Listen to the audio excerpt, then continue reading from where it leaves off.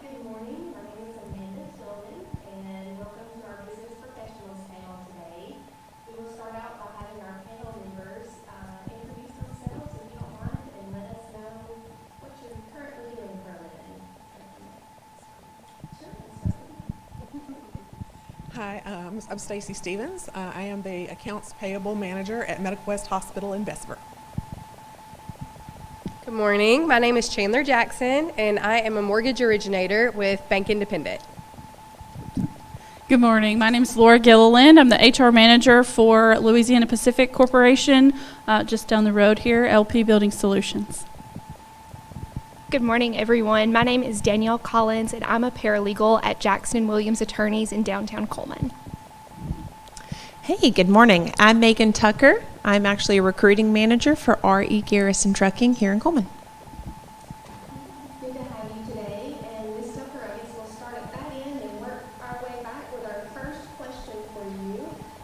Tell us how you decided on your career field. Is it from childhood, or how did you come about it? I actually grew up in a trucking family. My grandfather was a truck driver, so I apparently got to see a lot of the United States before I could even walk. And so I think it was just always an exposure from a young age on. When I was in high school, I would actually spend my summers working part-time at R.E. Garrison, doing filing and odds and ends, and then also over Christmas breaks, and then some in college I would do for part-time. So I was always around it. I loved the energy. I loved the pulse of just the culture there. Everyone worked fast-paced, and it always seemed like a really good career choice for security. For a lasting option for people. And so I always kind of knew I would end up there in some fashion.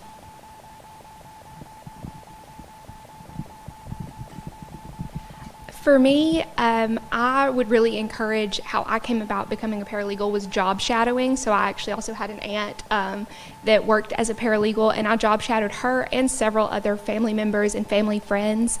And just kind of get to see different perspectives of the day-to-day of different jobs. And I would really recommend that to any student looking into different career fields or that are undecided, because that will give you a really good look into what you'll be doing on a daily basis, more so than just what you see online or what you might learn in a traditional classroom.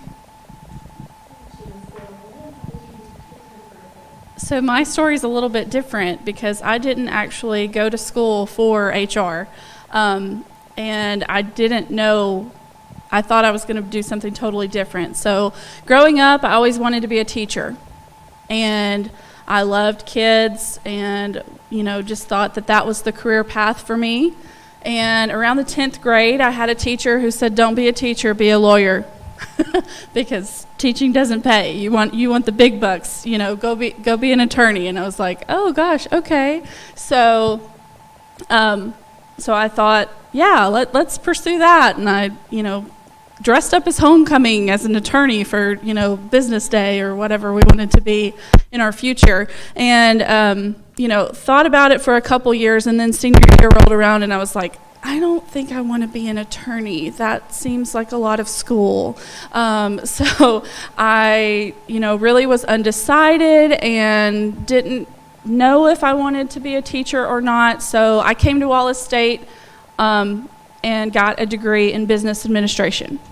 And I thought, I can use that anywhere, right? I can find a job, do something.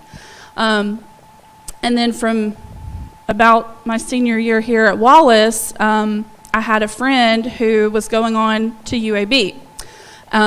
to pursue a marketing degree. And I had thought I was going to go to Athens State and become a teacher. So, we talked, and she was kind of really excited about going to UAB and getting this marketing degree. And I was like, that sounds really cool. I think I want to do that.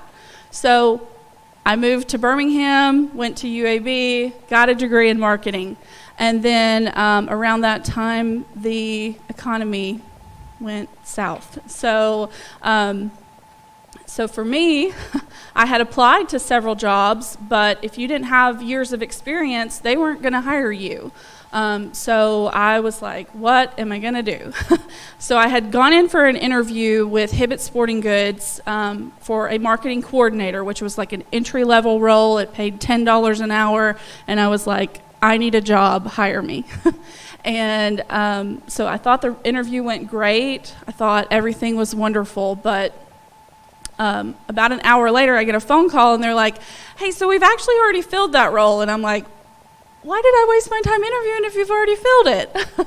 So they told me that they actually thought that I would be a good fit for their HR assistant role that they had open. And I'm like, does it pay the same? So I started my career totally by chance. And it has been the perfect fit for me because in HR, I get to teach my employees things about their benefits, things about payroll, policies and things like that. I have to deal with the legal side, compliance, and making sure that the company is doing the right thing and that that we're doing the right thing for our employees. And then I also get to market to my employees and to future employees because recruiting is all about selling my business to you and making sure that it's appealing to you. So HR really became the perfect job for me, and it was totally by chance, but it all worked out. So my story is similar as far as I kind of worked backwards in finding where I am now. I grew up pretty much in the emergency room. I broke every bone that you could think of and just assumed that nursing was the major for me. So I went into nursing, and my second year at Alabama, I decided that nursing is not what I wanted to do. It's probably the biology and chemistry that knocked that out for me.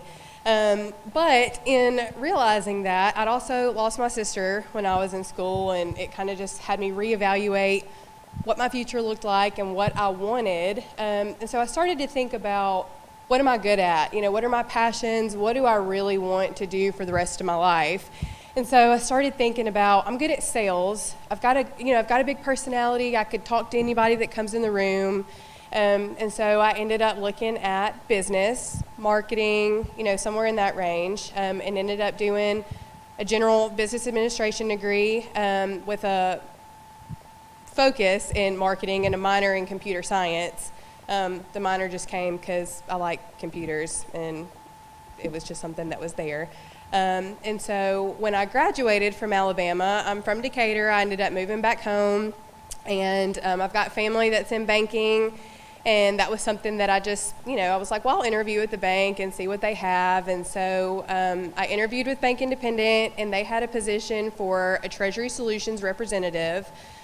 Basically what that is I helped all of our business customers get wires out, run their credit card machines, help with payroll, anything that they needed.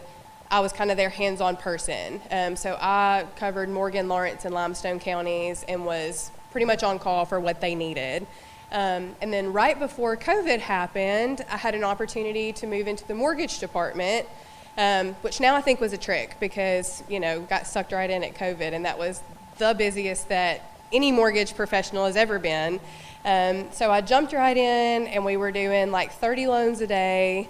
Rates were the historically low that they've ever been. And now I'm still in mortgage, and we're kind of seeing the other side of things as rates come back up, and rates are still not in a bad place. 6.5%, 7% is still a good rate.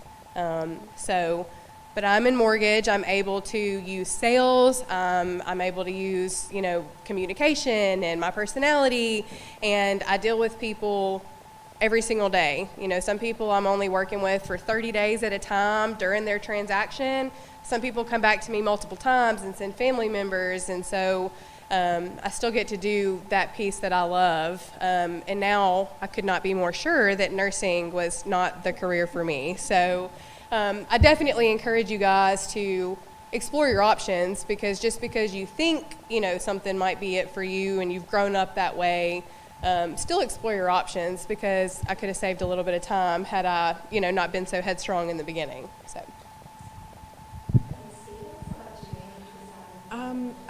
I figured out pretty early what I wanted to do. I entered a work-study program at Coleman High School when I went there, and they put you in a position, a job somewhere. You didn't really get to choose, and my teacher chose for me to work in the business office of a local pharmacy. And so I worked with the customers that came in, helping them with their accounts, because they were allowed to buy their prescriptions and put it on a credit account, so that mostly elderly folks, so they could pay it off a little bit at a time.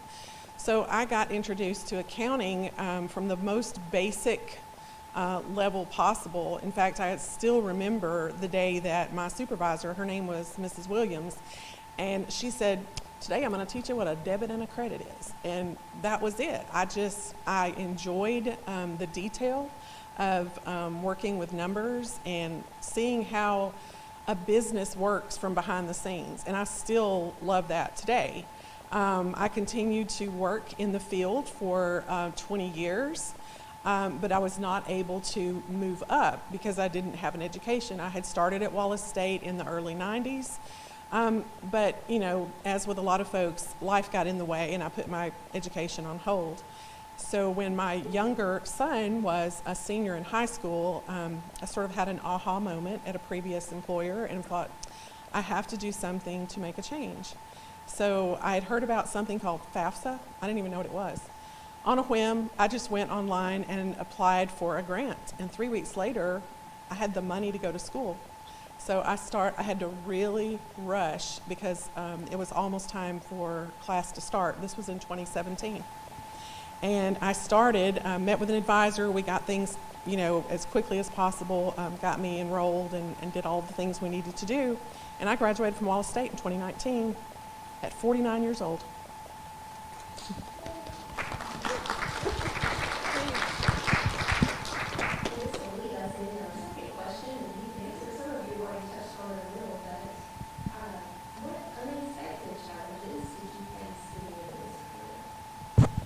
I'll answer that really quick. And this was very, very early on because clearly I'm the oldest one up here. So my career started, you know, several decades ago. So one of the things that I found surprising was early in my career, a lot of male colleagues just would not allow any female in the department to contribute. They were only allowed to be in more supportive roles. That's no longer the case, but that was a bit of a struggle early on. I think something that I just did not anticipate getting into the professional world at all was work-life balance. You know, I think I have 2 phones, one for work, one for personal, but that doesn't make it as easy just to cut it off at the end of the day. With me being in mortgage, a lot of people want me to be available on the weekends. Sometimes that's how I get the deal, is by being available. So I just have to work really hard at having the balance of, you know, leaving work where it is or not using my whole weekend to answer calls and do applications. And I just think that, you know, until you're in the working world, you just don't realize how hard it is to separate that. You know, you bring home, especially in business, you bring home scenarios. You know, I end up dreaming of like mortgage applications and scenarios that aren't even real, and trying to solve for problems that don't exist. But, you know, just the work-life balance is extremely important. And like I said, something that just was unexpected, that I didn't expect to deal with as much as I am. But y'all know, like, you work most of your life. You know, it leaves a very small portion of your time for your family and your friends, and that's ultimately what's the most important. I mean, yeah, you have to have a career and money to carry you through, but just don't get lost in the everyday Monday through Friday or working weekends or whatever, because you can make up those hours, but you cannot get that time back with your family and your friends. So I think that the work-life balance is something that's extremely important to figure out early, because I look at my dad, who is also at Bank Independent. He's retiring this year, but he's 70 years old retiring. You know, he went on vacations answering emails, and you know, he allowed himself to do that from the beginning, and so it carried all the way through his career. So if you don't set those expectations up front and really tell yourself, you know, this is what I'm going to do, and this is the time that I'm going to allow for work, and this is the time that I'm going to allow for family, you blink and that time is gone. So that's something that was unexpected. And then a little bit different twist, just with me being in mortgage, was the unexpected of the pandemic. You know, I got in right before it started. Nobody knew the pandemic was coming. Nobody knew that the market was going to crash and interest rates were going to be as low as they were. So, I mean, we had people that were not even mortgage originators cranking out mortgage loans because we needed all hands on deck. And just the same, now that the pandemic is mostly over, you know, the market going up and there are not as many houses on the market and there are higher interest rates, has also been kind of an unexpected swing for my career as well. But being in business, being adaptable, willing to change for, you know, whatever scenario you're in sets you apart. You know, being able to, like I said, just adapt to who you're dealing with or what you're dealing with will help you tremendously in your career. Ms. Gilliland, what unexpected challenges, I know you spoke a little bit about it, but any other unexpected challenges that you have had that you faced? Yes. Yeah, so my biggest one was with the market once I graduated and not knowing, and we're kind of, you know, somewhat in that aspect now for certain businesses, and not knowing what the future holds and how that will work. So, you know, to Chandler's point, being adaptable, right? And for me, like I said, I went in for an interview for a marketing coordinator position and ended up with a job in HR. So, and now being an HR manager, I understand that, right? So, so maybe the job that you're applying for is what you think you want, but it really might not be the best fit for you. So, I try not to do a whole lot of that, but there are times when we post a position and we have to fill it quickly, and so we move on the best candidates as early as possible and still have good candidates and want to fill them in other roles and see what their capabilities are. So being open-minded is definitely a plus, because it can help you, find the job that truly fits you and make a career out of it. Yeah, so I think that one thing that is really unexpected for a lot of people when you graduate college, whether it be with an associate's, a bachelor's, a master's, no matter what, employers want experience. Education is wonderful, and I'm not trying to derail anyone from furthering your education, but take an internship, go job shadow, get that experience hands-on, because that is what is going to stand out to employers. You need to get skills and hone in skills that can't be replaced. We see now in today's workplace, automation and all of these types of things are taking over jobs, especially in the business sector, and you need to gain skills that cannot be replaced easily. On top of that, I'll add as well, the market, just like she said, we are going back into that phase where it is so hard for a lot of recent graduates or entry-level roles to get a job, because there are people out there with experience. There are so little jobs to fill and so many people vying for those spots. You are really, really going to need to stand out through experience and skills in addition to your education moving forward. Ms. Tucker, what unexpected challenges did you face in this career? I was fortunate not to face a lot of challenges at the time that I got into transportation. However, I will say that we have rode out the market as well, and in truth, unlike most career fields, COVID was fabulous for us. Business was booming, and it was one of the most profitable years we've ever had. So if you think about it in terms of job security, you all need products. Everyone has to eat. There's always going to be a need for it, no matter if every person in the world is sick or if we're in a recession. It doesn't matter. And I love that security, that stability about it. It is incredibly fast-paced. It is not for the faint of heart, and you can burn yourself out quickly in trucking. It is one of those industries that will chew you up and spit you out if you're not going along with the flow the right way. But at the same time, I love that fast-paced industry. I love the rush you get when a plan comes together at the end. And so for me, it was worth putting that time in, even though the market is unstable. So if you think about it, it may be recession-proof, but it also has waves like a roller coaster. So it doesn't matter if it's an election year, it doesn't matter what the economy's doing, it is going to be up and down at all times. So if you are up for that challenge, if you are up for the unknown and the speed, then I think that you'll be very successful. You don't have to be the brightest student or have all the experience in trucking or a logistics degree specifically.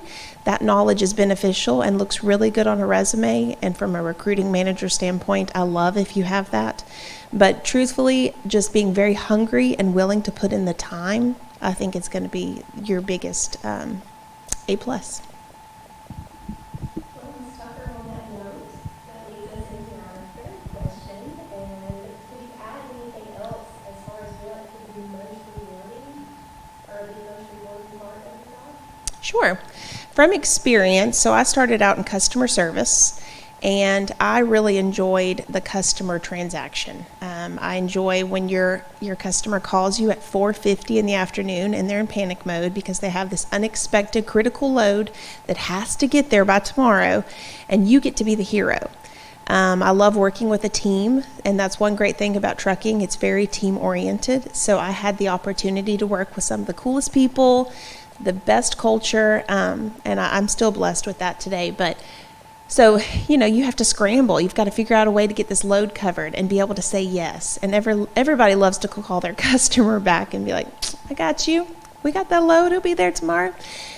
So I think that if you find an ROI on that, if you see value, even in that panic moment of, oh my Lord, I've got to find a truck now at this last minute, and I've got to make this work because I don't want to tell this person no. If you enjoy that type of rush, that a little bit of adrenaline, even though it's a bit of a panic, I think you'll really enjoy it. From the recruiting side that I've transitioned into now very organically, I love being able to tell new hires yes. I love being able to call someone and say, we're giving you this opportunity to work for us. And I think that when you see someone enjoy their job like you have, then it's just the best ROI.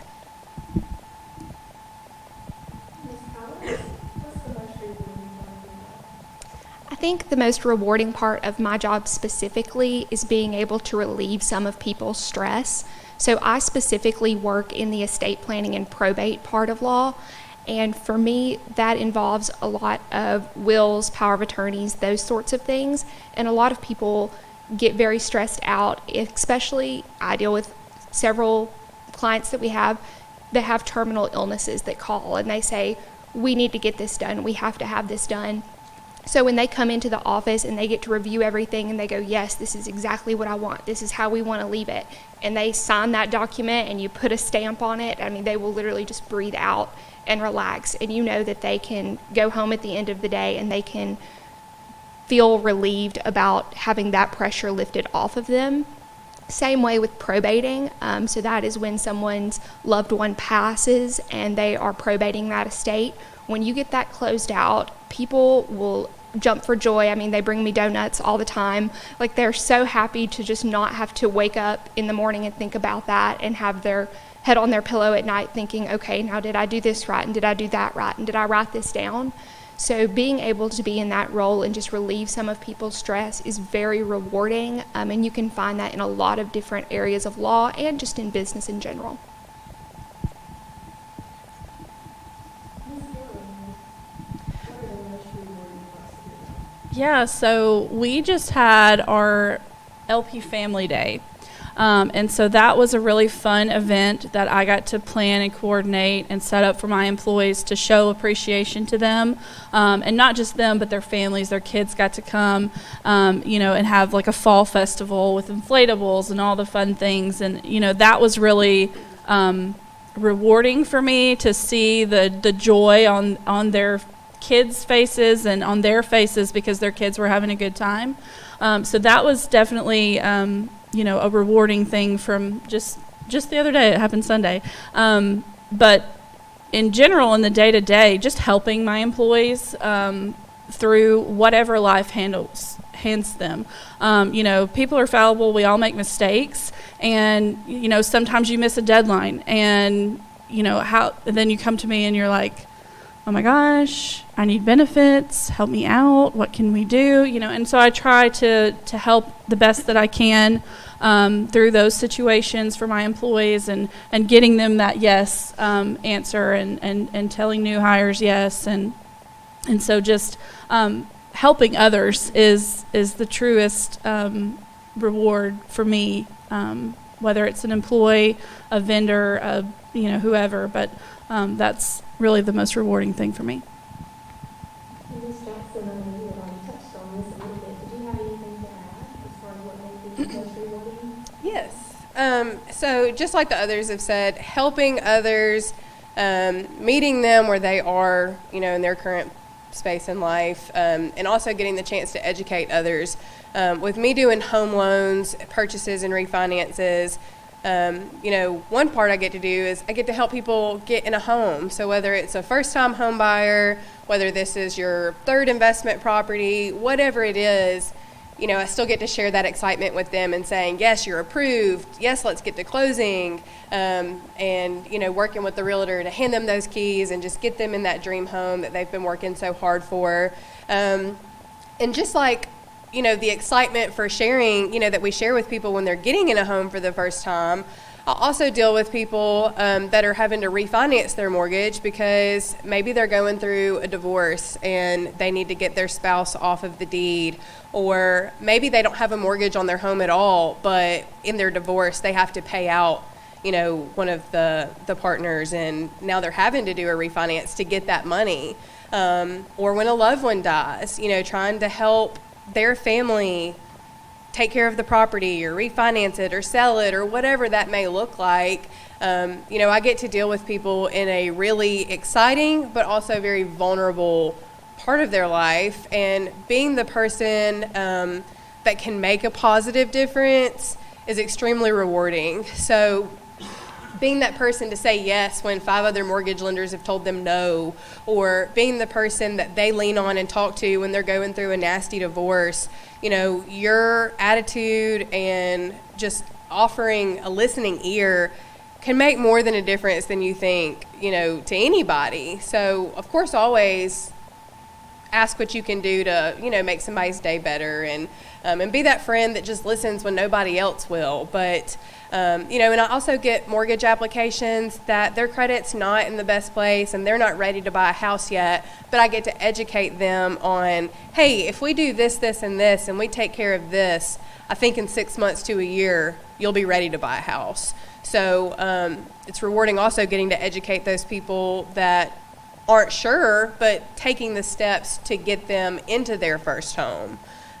So I would say, just like they have, helping people just brings such a sense of, inner peace and reward that you just don't find anywhere else. For me, in my particular role that I have now, is watching my team grow. We have a very small finance team where I work, and when I accepted this position just over a year ago, they were really, really behind on processes, procedures, things being documented. Software was not up to date. And so for me, as a personal satisfaction, I love being a part of making a plan, seeing what the issues are, and then finding ways to solve those problems. Right now, I have been interviewing different accounts payable automation software companies so that we can implement something new that's really going to help us, because right now our processes are very manual. inefficient, and just really, really behind the times. So I really like being a part of a team where I can see we're making decisions that are going to take our department into a place where we can be successful, rather than just kind of the status quo. I just really enjoy seeing the behind the scenes and being a part of a team's growth. And that means bringing on new team members, like I said, bringing in the new software, and then once that's implemented, I'm a part of training everybody so that we can use that and putting that tool to use so that, our department functions better.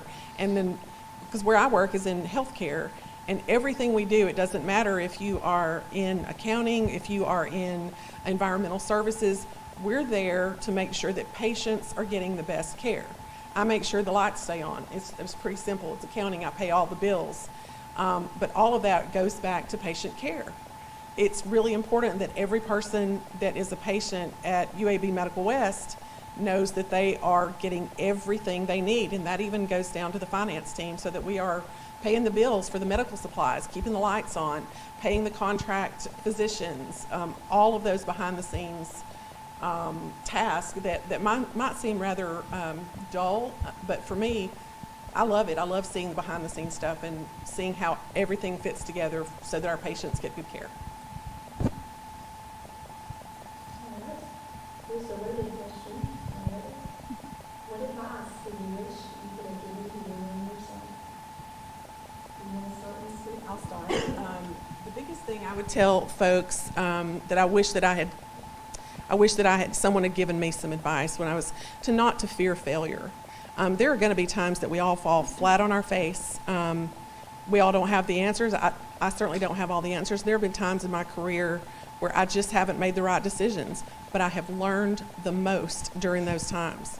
So don't fear failure. It's going to happen, but it's just part of your story.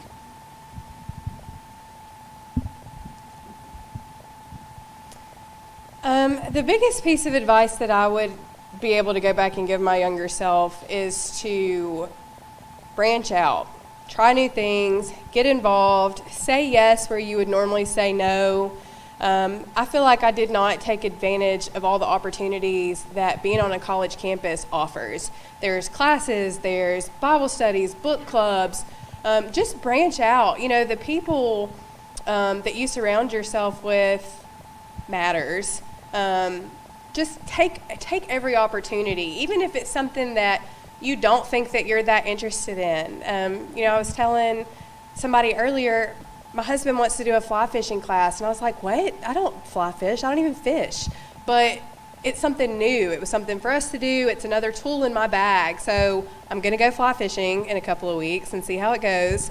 But one of the things that we've talked about here today is setting yourself apart. That's how you get the job. That's how you get the promotion. That's how you get the opportunities, is making yourself different from all the people sitting next to you. The more tools you have in your bag, the more experiences that you've experienced, and just what you bring to the table matters. I think that's probably one of the most important things getting into your career. And then once you're in your career, don't do the stay in your lane and, kind of head down and follow your path. Branch out. Take advantage of all the opportunities, and things where you would normally say no, say yes, and just be surprised at what happens. What advice do you wish you would have given your yourself? So when I was looking at the question, she sent them to us before this. For me, I had put down something similar to what Ms. Collins said is, prepare yourself the best you can, job shadow, right? Learn about what else is out there, because for me, I didn't really have a plan, and that was okay. I always thought I could fall back on something, but if I had explored more into what was out there, job shadowed, learned some things about what different careers are available right here in our local community, I would have probably been more prepared when I was told no, and might have, pursued HR from the start. So I think the more job shadowing and internships and things like that, education that you can give yourself about what careers are out there, the better off you'll be. So I think advice to your younger self is it's okay to change your mind. Has anyone in here changed their major? It's fine. You're 18, 19 years old, even if you're 40 years old. It's okay to change your major and graduate a year later in something that you love, something you're passionate about, and something that you want to do, than sticking with plan A that you made up when you were 17, a senior in high school, and thought, this is my future. Because it's not. 9 times out of 10, it is not. You can even get into a career field and change your mind. For example, when I graduated from the paralegal program, at first I was working at a law firm that specialized in criminal and domestic law, and I thought, this is what I want to do. It was not. And you can come to those realizations while you're in school, while you're out of school, and whenever you come to it, it is okay to change your mind, no matter what that looks like, if it is a complete 180 or if it's just a slight adjustment. If it is just a slight adjustment, that is okay to do, and you don't have to be afraid of those consequences, because most of the time it will end up better if you're following what you really want to do. I love that. I think you've all given really great advice. I'm actually just going to piggyback a little bit off of that. My experience was just slightly different. I was blessed to grow up in a family that had opportunities for me. And it was one of those situations where I was too proud to let those opportunities be easy. I overthought everything, and every choice I had in my career path. I thought, okay, is this the right one? Am I going to love what I do? Did I get that job on my own? Or, was that family help? I really wanted to prove that I could do it by myself. But y'all, take the help if you can get it. Don't be so proud. Fortunately for me, I did pick a career very early on that I loved, and I have stuck with it for 12 years now, and I hope I retire here. The trucking industry gets in your blood, and I think you have a really hard time ever getting out. But I think that's a wonderful thing. With that being said, I did have a moment in college where I was like, do I want to be an event planner? I love this kind of stuff. And for a semester, I changed my major, and I loved the college. I loved the school work. And then I did an internship for a summer as a wedding planner in Charleston, South Carolina. And I have never worked harder manually in my life. And I knew at that point I wanted to attend the parties. I didn't want to plan them or clean up after them. So ultimately I went back to business management, and I think it's important for you to focus a little bit on what you know your strengths are right now. So in high school, I was the captain of the majorettes, and I always knew I wanted to be a leader. I always knew I wanted to be the person that got to tell people what to do in a pleasant way, y'all. And ultimately, that's why I went into business management, because I knew I wanted to manage one day. And so eventually my career in trucking went from customer service to director of customer service, so therefore I got to be over people.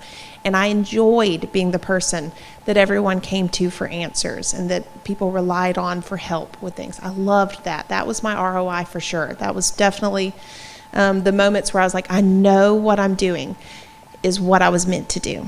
And now as I'm a recruiting manager, I get to continue that. So I think if you know a little bit about your strengths early on, you don't have to stress as much, because I could be doing management and leading in any field. I just got lucky, and I love trucking, and I want to stay in trucking. But ultimately, if you know what you are good at, and you've already honed in a little bit on your strengths, you can play that up with any field. So that would be my advice. Ms. Tucker, you've given us some really great information about the trucking industry. Is there anything else that you may want our students to know about that field that they don't know? I mean, we spoke earlier, trucking is more than just driving a truck and dispatching for us. What other information can you give us about that industry? Absolutely. We did touch on it a little bit. It is a volatile industry, so it's ever changing. which I think is a wonderful thing about it, but at the same time, that may not be everyone's cup of tea. It's fast-paced, so I think everyone needs to be well aware of that. But I do think that it can be very rewarding financially.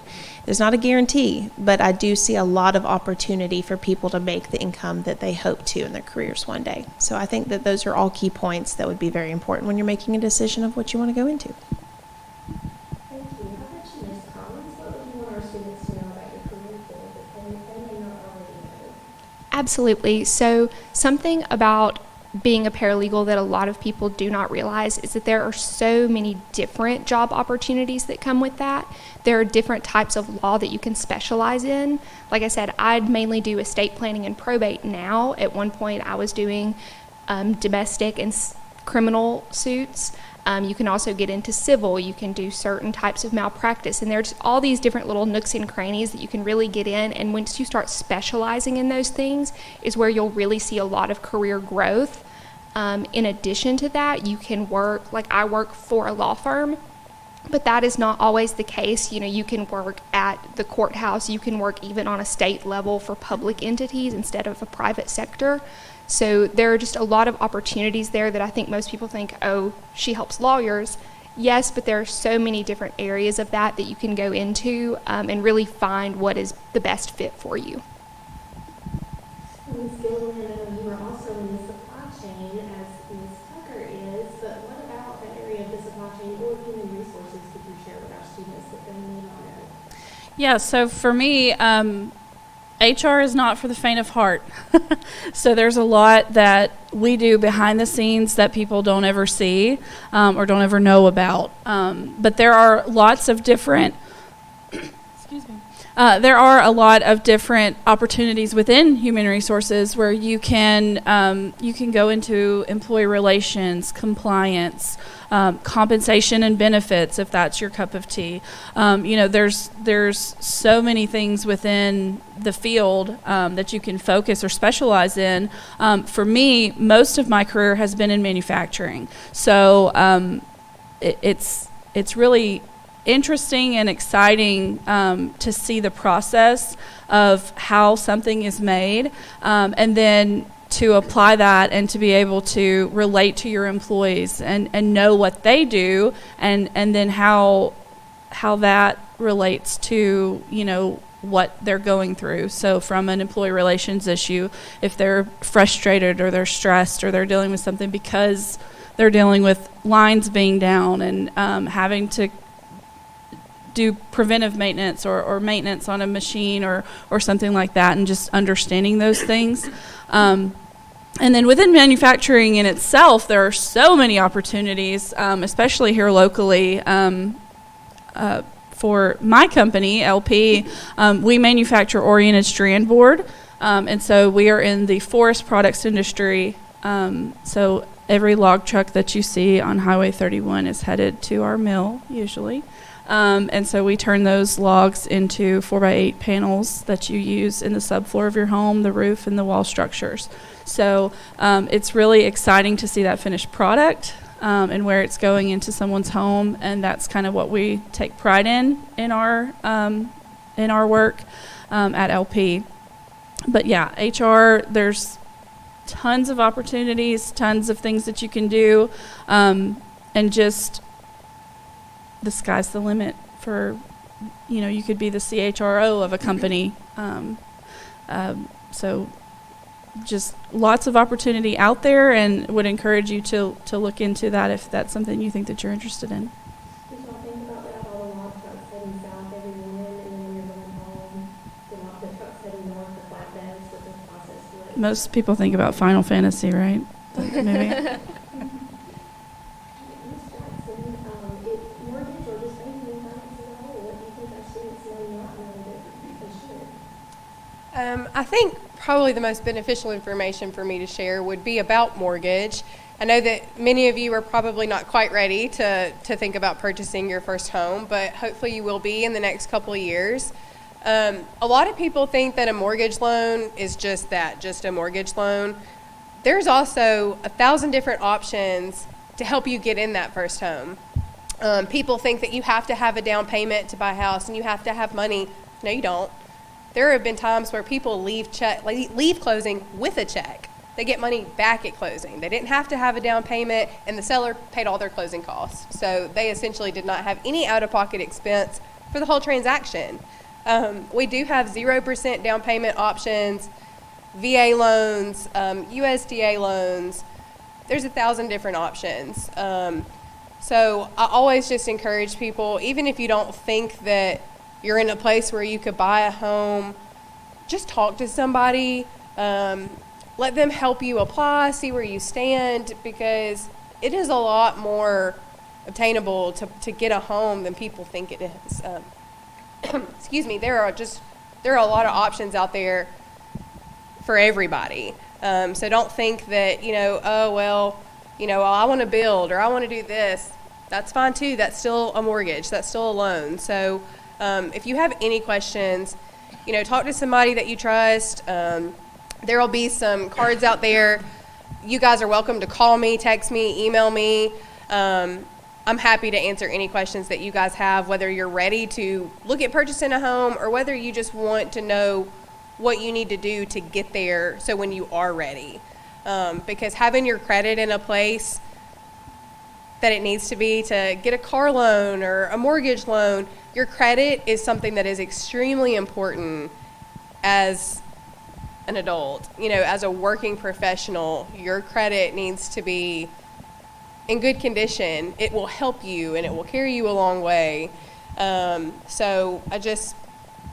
could also prevent you from getting a job some places. Yeah, well, people don't realize, some employers pull your credit. When you go to get homeowners insurance or car insurance, they look at your credit. That monthly payment sometimes is dependent on what your credit is. If you've got better credit, you're going to have a lower payment. If you've got worse credit, you're probably going to have a higher payment because people don't want to take a chance. They know that you're less likely to pay that back. So credit plays a huge role in the workforce and being an adult, especially out of school. So, see if your parents can put you as an authorized user. Get a little gas card that that you can afford to pay off every month.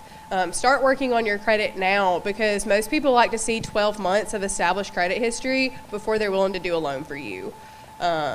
So definitely focus on credit. And just like everybody else said, explore your options. There's so much more out there than people realize. Most things go a lot deeper than surface level. So just do your research. That would be my biggest thing that most people don't know is just all the options that are available. And unless you ask, you don't know.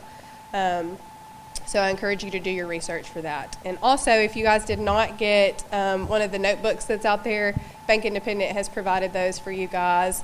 And you'll always need a notebook in your car. So even just grab an extra one and just stick it in your car. You never know when you need to make a quick note or write down a phone number. So grab one of those on your way out. Okay, and a lot of people think the accounting bill is just doing taxes, right? They don't realize all of everybody needs an accountant. I joke with my students, they may not love us, but everybody needs an HR person and an accountant. So what different types of accounting or bills could accountants go to? What do you think students may not know about that bill? One thing that I didn't really think about when I was getting into accounting is how much research goes into every day I'm having to research something. And if that's something that you're really interested in, you can go the route to be an auditor. That's what they do for a living. There's also forensic accounting.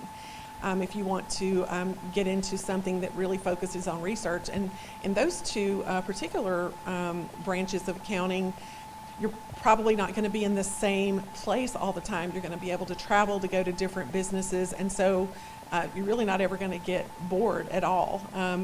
Accounting does have a bit of a reputation to be kind of a boring field, but it's really not at all. There are a lot of interesting aspects of any business that you work for and the finances behind it, what they do and how they produce a product or how they deliver a service, how they make decisions on what benefits they can offer their employees and how well the business is doing. So there are just a lot of things about accounting that have nothing to do with taxes. I don't do taxes. I do pay the sales tax, but that's it. Okay, how about students? We have a few minutes left. What kind of questions, do we want to have any questions for our panelists today?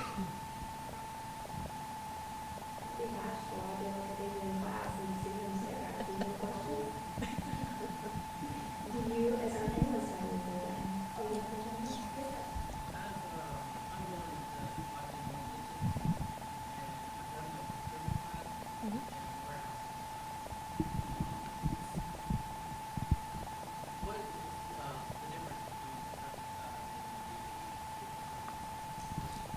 I'm going to repeat this question. What is going into logistics, and you said procurement, which is purchasing, and you said the warehousing side, correct? And he was asking for more information about other sides of logistics. Sure. And I apologize for not going more in depth in my earlier questions. So before I start on the other sides of it, there's procurement in trucking as well. So in our shop, we have a procurement specialist who helps order parts and keeps all of our truck asset parts and trailer tech parts stocked. And that is a very important job because it's all about the best pricing, our vendor relationships, anything we can make more efficient or the best thing that's coming out. So there's a lot that goes into procurement, and I think that there's definitely some opportunities in trucking for that as well. In terms of the other options, though, I mean, I've worked in operations. My heart has always been in operations, so customer service is where I got my start, but that also includes our driver managers. So those are the individuals that actually talk to our drivers. They're actually hauling the freight across the country, and they're the ones who are sometimes trying to convince them to take a load, or helping them with their hours of service and looking over it, make sure that they're staying legal and following DOT guidelines. And then we also have different levels outside of that. You can work in settlements under driver managers, so you can help with their payroll and make sure that they are understanding the pay that they get and the charges that are coming out and the way that that works on their balance sheet. And then we have logistics, right? So in this case, logistics for us is brokerage, and that is just where we have people who call the other RE garrisons of the country to cover our freight for a profit. And those guys work super hard, but it can also be very advantageous. So there's a lot of opportunity in terms of sky's the limit for income, but it's a lot like sales. So the highs are high and the lows are low, depending on how things go with the market. But there's a ton of career field options out there within the trucking umbrella. So, I mean, we haven't talked about admin, where we have HR and payroll. We actually have a lawyer that we team up with as well to keep us covered and make sure that we're not getting sued or, having to deal with some unfortunate problems for maybe an EEOC claim or something. So, lots of options, and I think the sky's the limit on that. It doesn't give you a whole lot of direction, but it maybe hopefully opens your eyes to some different options.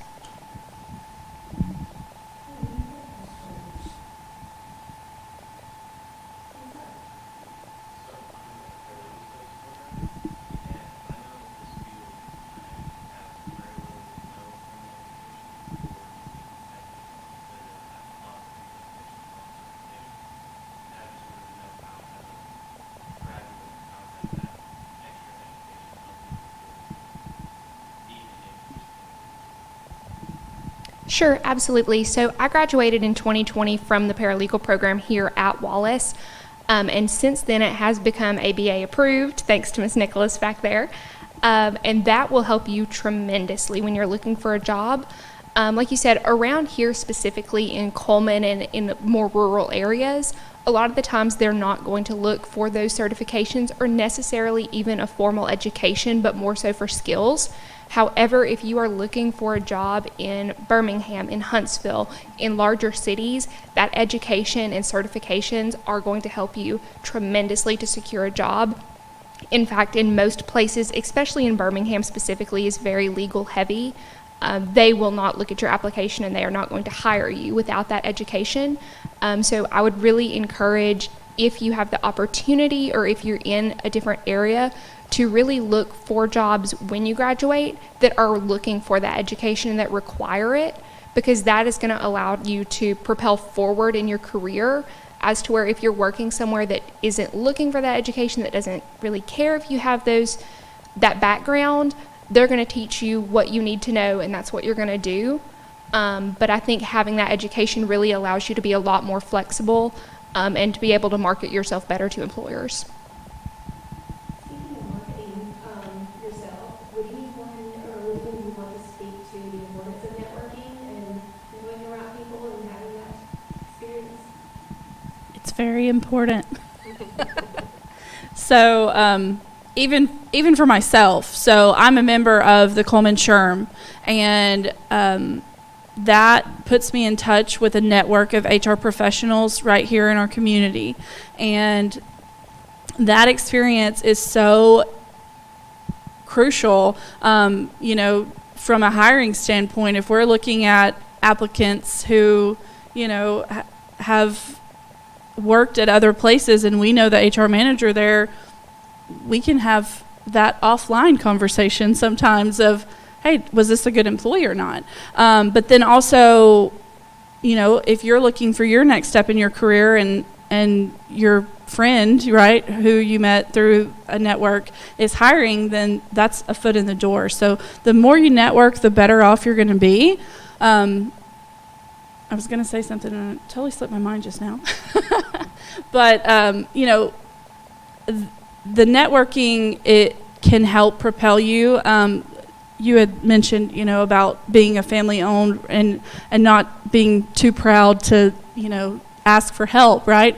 That's what networking is about, right? Having those relationships. So I actually met Kathy Sides through a SHRM connection, and, you know, she has reached out to me for things. I've reached out to her for things. And so having that relationship just helps you in your career. Even when you may not expect it, you're going to be asked to do something one day, and you're going to be like, you know what, I know somebody who can help me because I've networked. So, I would add to that by saying, especially in business settings or even while you're in school, when you go to events like this or when you're meeting people that are working in a field you want to, go up, introduce yourself, shake their hand, say, this is my name. This is what I'm doing. This is what I want to do. What advice do you have for me? And people will be so impressed with that, especially from a young age. When you go up to someone with that confidence to say, this is what I want to do. You know, is there anything I can do that you think will help me? People will find that very impressive. They're going to remember you. And in addition to that, as far as social networking, there is a site called LinkedIn. I would highly encourage everyone here to go ahead, download that app, start creating your profile as a student. Reach out to connections in a professional setting, and that will help you find internships and jobs beyond that.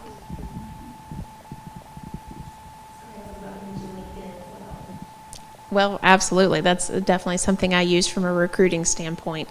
You know, everybody wants to see those professional photos and not the ones of you taking selfies in the car when it's 2 a.m. But ultimately, I completely agree on the relationship side of things, because not only does that help you now, just for instance, in college, I joined a sales fraternity society on the business campus at the University of Alabama, and I even worked part-time under a sales professor.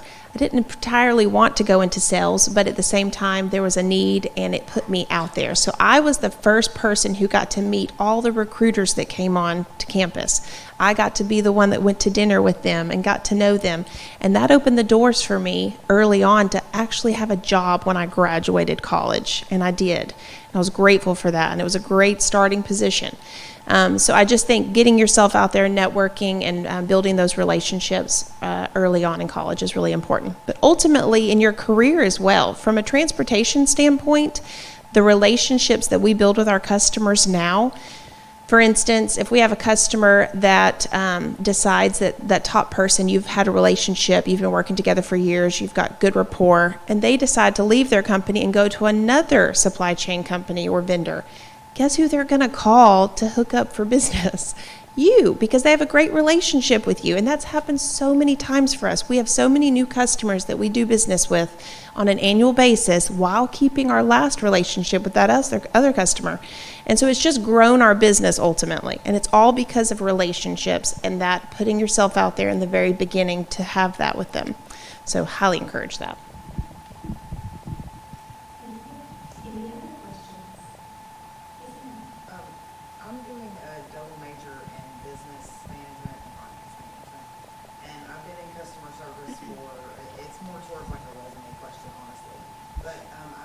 customer service for 15 years, and I've been in management without a degree and things like that for closer to like the 8 to 10 year mark. And a lot of the problems that I have whenever I'm applying at companies with my resumes and things like that is I always get an email back saying that I'm overqualified.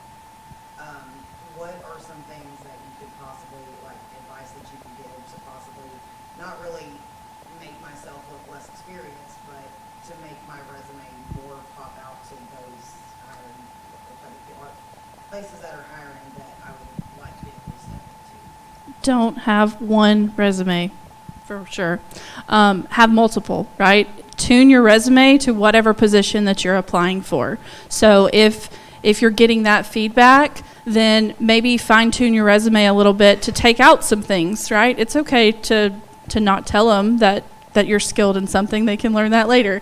So I would fine tune your resume to whatever position you are applying for. For me, starting out, I was doing marketing, so I was putting, the phrasing my resume towards marketing and sales and that sort of side of things. And then as I gained experience in HR, my resume completely changed. And it really depends on what area you're going into and what you want to do. But making sure that you have multiples and fine tune it for that specific job that you're applying to, I think really goes a long way.